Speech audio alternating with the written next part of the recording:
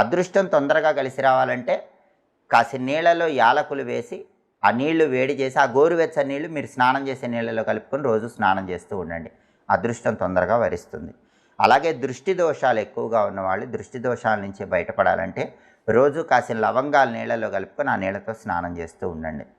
అలాగే వృత్తిపరంగా మంచి అభివృద్ధి సాధించాలంటే ఉద్యోగంలో కానీ వ్యాపారంలో కానీ మీరు టాప్ పొజిషన్లో ఉండాలంటే తులసి దళాలు కొన్ని స్నానం చేసే నీళ్ళలో కలుపుకొని రోజు ఆ నీళ్ళతో స్నానం చేయండి.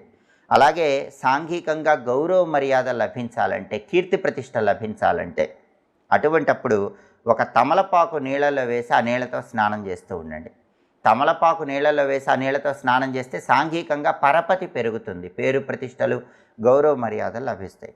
అలాగే జాతకంలో దోషాలు ఎక్కువగా ఉంటాయి, నవగ్రహ దోషాలు కానీ కాలసర్ప దోషాలు కానీ కుజదోషాలు కానీ పితృదోషాలు కానీ ఇలా జాతకంలో